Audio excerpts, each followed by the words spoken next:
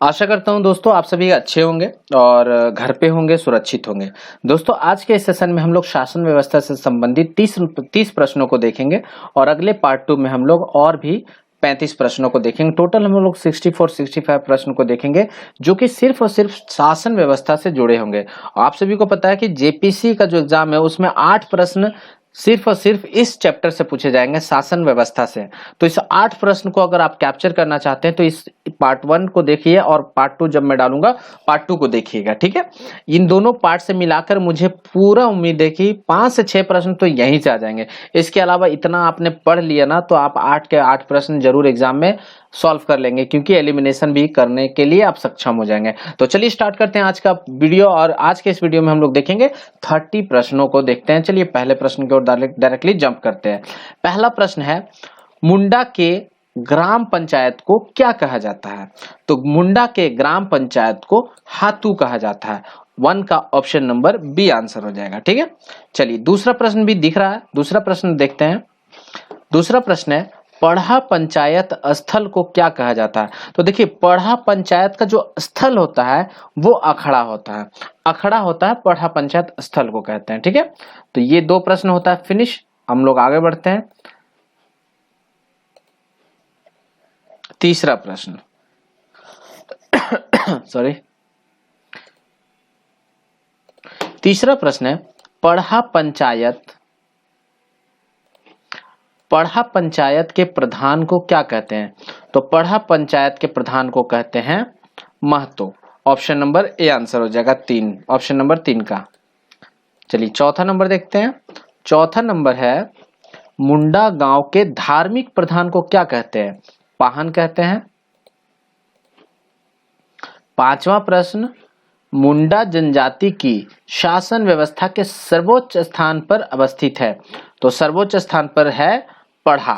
मुंडा जनजाति की शासन व्यवस्था में सर्वोच्च स्थान पढ़ा का है, ठीक है। तो ये होता है, अभी हमने टोटल 5 प्रश्न किया। आगे बढ़ते हैं। छठा प्रश्न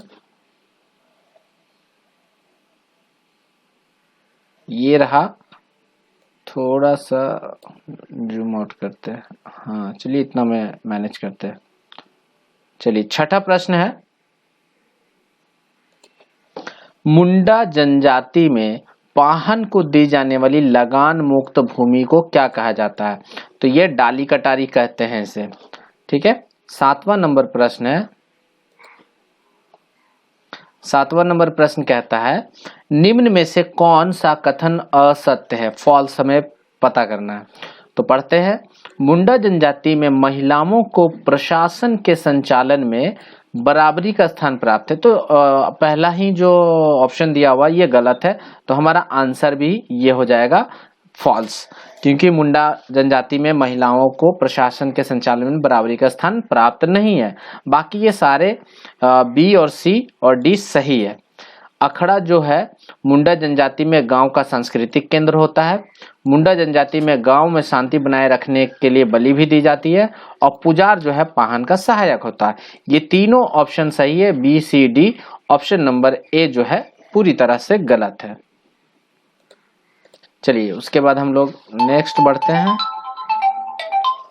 नेक्स्ट हम लोग बढ़ते हैं और इसको 8वां नंबर प्रश्न हम लोग देखते हैं। मुंडा जनजाति में गांव को भूत प्रेत से बचाने हेतु पाहन द्वारा दी जाने वाली पूजा पाठ के बदले उसे दी जाने वाली भूमि को क्या कहा जाता है? तो इसे कहते हैं, देखिए भूत प्रेत से जो बचाने के लिए पाहन को पूजा पाठ के बदले जो जमीन देते हैं उसे भूत खेता जमीन कहते हैं, ठीक है। तो 8 का ऑप्शन नंबर डी आंसर हो जाएगा। चलिए 9वां नंबर प्रश्न देखते हैं। 9वां नंबर प्रश्न है, नागवंशी शासन व्यवस्था के प्रथम शासक कौन थे? तो फनी मुकुट राय थे।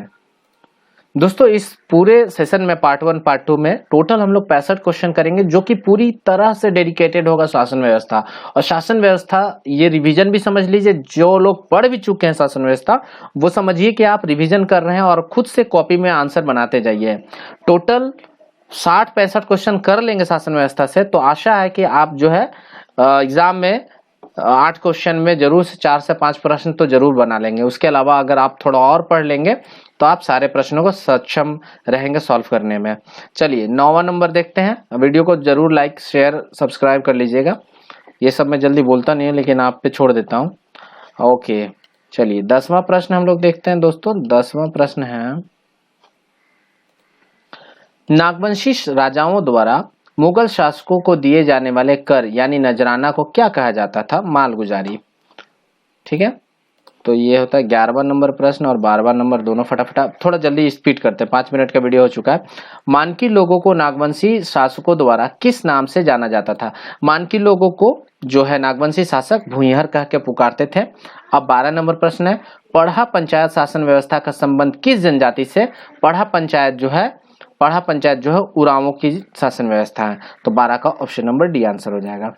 ठीक है, तो ये 12 नंबर 13 नंबर 14 नंबर देखते हैं। 13 और 14 नंबर, उरांव जनजाति में ग्राम प्रधान को क्या कहा जाता है? उरांव जनजाति में ग्राम प्रधान को महतो कहते हैं। उरांव जनजाति में महतो का सहयोगी क्या कहलाता है? उरांव जनजाति में महतो का जो सहयोगी होता है, महतो का सहयोगी जो होता है मांझी होता है। तो 14 का ऑप्शन नंबर ए हो जाएगा। ठीक है, 15 नंबर देखते हैं। पढ़ा पंचायत शासन व्यवस्था में 2 या अधिक गांवों के बीच के विवाद का समाधान कौन करता है?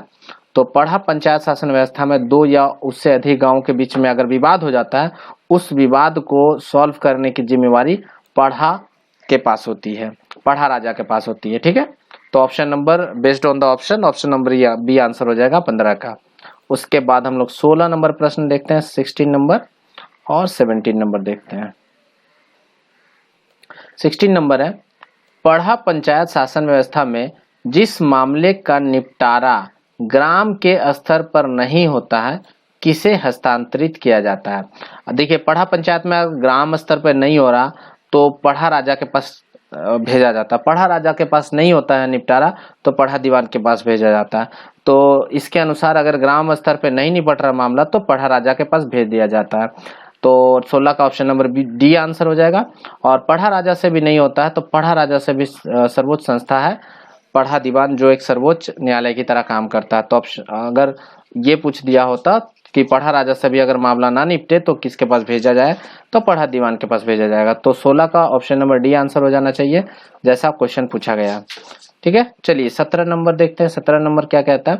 पढ़ा पंचायत शासन व्यवस्था में निम्न में से कौन सर्वोच्च न्यायालय की तरह काम करता है? जैसा मैं पहले वीडियो में पहले क्वेश्चन में बता चुका हूं कि पढ़ा राजा से नहीं मामला निपटता तो पढ़ा दीवान के पास जाएगा। तो पढ़ा दीवान जो है एज अ सुप्रीम कोर्ट काम करता है। तो 17 का ऑप्शन नंबर बी आंसर हो जाएगा। ठीक है, चलिए 18 नंबर देखते हैं हम लोग। 18 नंबर, पढ़ा पंचायत शासन व्यवस्था में गांव के धार्मिक कार्यों का संपादन कौन कराता है? तो गांव के पढ़ा पंचायत शासन व्यवस्था में गांव के जो धार्मिक कार्य है वो पाहन कराता है। ठीक है, धार्मिक कार्य जो है पाहन कराता है पढ़ा पंचायत शासन व्यवस्था में। तो 18 का ऑप्शन नंबर ए आंसर हो जाएगा। चलिए 19 नंबर प्रश्न देखते हैं। 19वां नंबर प्रश्न कहता है, पढ़ा पंचायत शासन व्यवस्था में पाहन को दी जाने वाली भूमि को क्या कहते हैं? पहनई भूमि कहते हैं। तो 19 का ऑप्शन नंबर सी आंसर हो जाएगा। 20वां नंबर प्रश्न, 20वां नंबर प्रश्न है, मांझी परगना शासन व्यवस्था में ग्राम पंचायत का प्रधान क्या कहलाता है? मांझी परगना शासन व्यवस्था में ग्राम पंचायत का प्रधान जो है मांझी कहलाता है। तो 20 का option number B. Next 21 number, 21 का है, निम्न में से कौन एक मांझी का प्रमुख कार्य नहीं है? मांझी कौन सा काम नहीं करता है? तो देख लेते हैं। लगान वसूलता है मांझी, सही है। पर्व त्योहार उत्सवों में आयोजन करता है, ना ये नहीं करता है। देखिए मांझी जो है गांव के जमीन जायदाद से जुड़े विवाद का मामला निपटाता है, लगान वसूलता है, विवाह संबंध स्थापित कराता है, लेकिन ये काम नहीं करता है। गांव के पर्व त्योहार तथा अन्य उत्सवों का आयोजन मांझी नहीं करता है। तो 21 का ऑप्शन नंबर बी जो है ये मांझी का कार्य नहीं है। तो 21 नंबर होता है फिनिश। अब हम लोग 22 नंबर और 23 नंबर दोनों एक साथ देखते हैं फटाफट। 22वां नंबर प्रश्न है, मांझी के कार्यों के सफल संचालन में कौन उसे सहयोग प्रदान करता है? मांझी के कार्यों को सफल संचालन करने के लिए मांझी का जो असिस्टेंट के तौर पे आप कह सकते हैं जोग मांझी होता है। ठीक, मांझी के हेल्प करने के लिए जोग मांझी होता है। जोग मांझी की अनुपस्थिति में उसके दायित्वों का निर्वहन कौन करता है? देखिए, अगर जोग मांझी तो ऑलरेडी हेल्प कर रहा है मांझी का, लेकिन अगर जोग मांझी गायब हो जाए तो जोग मांझी का काम कौन करता है? तो जोग मांझी का काम करेगा जोग प्राणिक। ठीक है, जोग प्राणिक करेगा जोग मांझी का काम। तो 23 का ऑप्शन नंबर सी हो जाएगा। यहाँ थोड़ा सा कंफ्यूजन हो जाता है लोगों का, तो इसीलिए मैं बताना चाहूंगा, मांझी जो है ना, मांझी हेड है ग्राम पंचायत का। मांझी का कार्यों का सफल संचालन के लिए हेल्प कौन करेगा? जोग मांझी।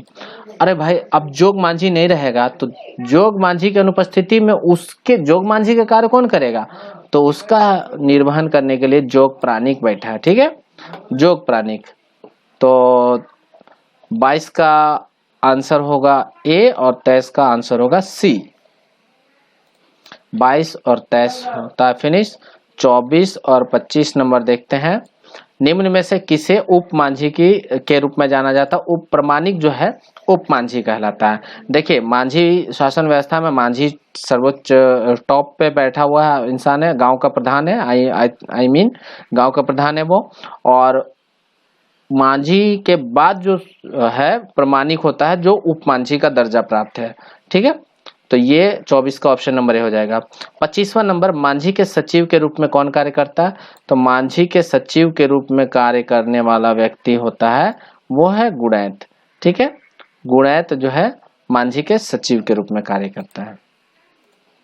गुणैत से आप समझिए गणित, गणित का काम पता है, इसलिए सेक्रेटरी का काम कर रहा है मांझी का। ठीक है, 25 होता है फिनिश। 26 और 27 देखते हैं एक साथ। 26 नंबर प्रश्न है, निम्न में से कौन मांझी परगना शासन में गांव के प्रहरी के रूप में काम करता है? प्रहरी के रूप में काम करने वाला व्यक्ति जो है वो है लासेर टंगाई।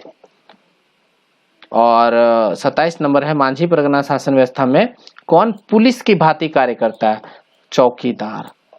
पुलिस चौकीदार, मतलब ना चौकीदार इधर आओ, पुलिस की तरह काम करता है। ठीक है, 27 क्वेश्चन होता है फिनिश। 28 और 29, तो 28 नंबर देखते हैं। मांझी परगना शासन व्यवस्था में यौन अपराधों के लिए दी जाने वाली सजा क्या कहते हैं? बिटलाहा। ओके, और नेक्स्ट वन जो क्वेश्चन है, नेक्स्ट जो क्वेश्चन है, बिटलाहा के तहत दोषी को किस प्रकार की सजा दी जाती है? तो गांव के से बहिष्कृत कर दिया जाता है। 30वां नंबर प्रश्न है, मांझी परगना शासन व्यवस्था में सबसे हल्की सजा को क्या कहते हैं? तो करेला दंड कहते हैं। ठीक है, 30 का ऑप्शन नंबर बी आंसर हो जाएगा।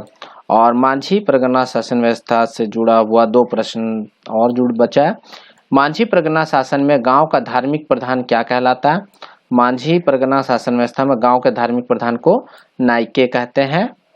और नेक्स्ट प्रश्न है 32 नंबर, उसके बाद हम लोग समाप्त करेंगे इस वीडियो को। मांझी परगना शासन व्यवस्था में निम्न में से किसे भूमि प्रदान नहीं की जाती है?